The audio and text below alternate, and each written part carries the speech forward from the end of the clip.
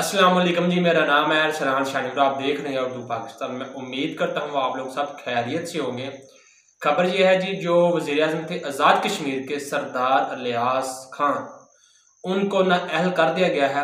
एक तो खबर ये है। दूसरी खबर ये है कि क्या वज़ीर-ए-आज़म शहबाज शरीफ को भी तौहीन अदालत के ऊपर नाअहल कर दिया जाएगा। और ये भी जानेंगे कि जो सरदार अलियास खान है, साबका वज़ीर-ए-आज़म जो बन चुके हैं इस वक्त आज़ाद कश्मीर के, उनकी हिस्ट्री क्या है वो सारा कुछ जानेंगे। तो सबसे पहले तो हम जानते हैं कि जौन सी है सरदार अलियास खान की हिस्ट्री है वो क्या है। सरदार अलियास खान एक प्रोफेशनल आदमी है, ये तो बिल्कुल सारा कुछ सारे लोग जानते हैं। और दूसरे नंबर पर वो एक बिजनेसमैन है, बहुत बड़ा बिजनेस करते हैं, पाकिस्तान में करते हैं, बैरूनी ममालिक में भी करते हैं। उनके जो बाहर के ममालिक है वहाँ पर भी बहुत बड़े बड़े बिजनेस जो कि इंस्टॉल उनके हैं।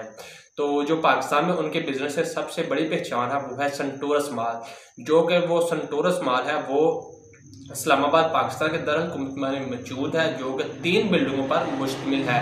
वो संटोरस माल वो इसी सरदार अलियास खान का है। तो जो सरदार अलियास का है ये आज़ाद कश्मीर के शहर रावलाकोट से इनका ताल्लुक है। और जहाँ पर आज से 2 साल पहले KPL हुआ था, यानी कि कश्मीर प्रीमियर लीग, ये उसका मौजूदा शहर है। आज़ाद कश्मीर का जो वज़ीर-ए-आज़म है साहब का सरदार अलियास खान का। तो अगली खबर है वो ये है जी कि जो वज़ीर-ए-आज़म शहबाज शरीफ है, जिस तरह से सरदार अलियास खान तौहीन अदालत में करने की वजह से नाअहल करार दिए गए हैं, क्या इसी बिना पर, क्या इसी वजह से मौजूदा जो वज़ीर-ए-आज़म पाकिस्तान के वज़ीर-ए-आज़म शहबाज शरीफ को नाअहल तो नहीं कर दिया जाएगा।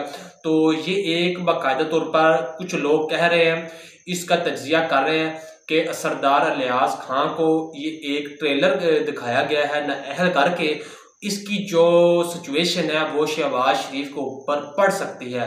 तो ये जो मामला है ये यकीनन ये सेम से सेम है। तौहीन अदालत उसने भी की है और तौहीन अदालत शहबाज शरीफ ने भी की है, क्योंकि जिस तरह से सुप्रीम कोर्ट ऑफ पाकिस्तान ने इलेक्शन करवाने के लिए पंजाब में और KPK में हुक्मनामा जारी किया था, उसको बिल्कुल तौहीन की गई है।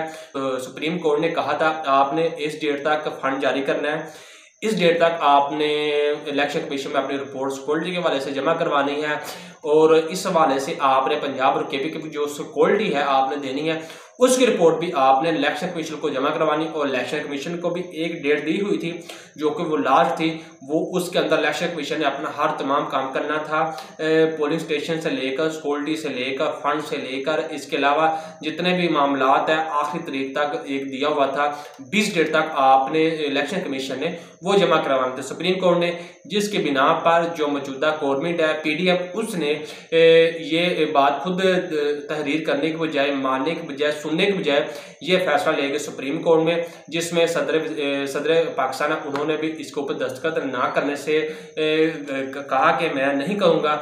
तो जिसकी वजह से वो जो बिल है वो ले गए हाई कोर्ट में, सुप्रीम कोर्ट में, जहाँ पर पाकिस्तान कौमी असम्बली में ले गए, वहाँ पर इसके बाकायदा तौर पर करारदाद मंजूर कराएगी।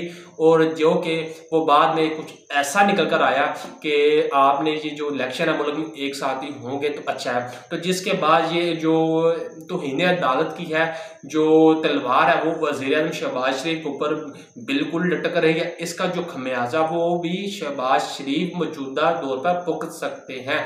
ये तो पता लगेगा जी जब 14 डेट गुजरेगी, फिर पता चलेगा कि जो शहबाज शरीफ है तौहीन अदालत में किस तरह से, कितने कटहरे में आते हैं, कितने नहीं आते। तो जो इसी तरह से वज़ीर-ए-आज़म जो आज़ाद कश्मीर है सरदार अलियास खान ने इसी तरह से उनकी तौहीन अदालत की थी, जिसकी बिना पर उन्हें भी ये सब कुछ भुगतना पड़ा है। तो इस वजह से शहबाज शरीफ को भुगतना पड़ेगा, लेकिन ये आने वाले दिनों में देखेंगे जब 14 डेट गुजरेगी तो उसके बाद शहबाज शरीफ के साथ कैसा रवैया सलूक रखा जाता है। जी।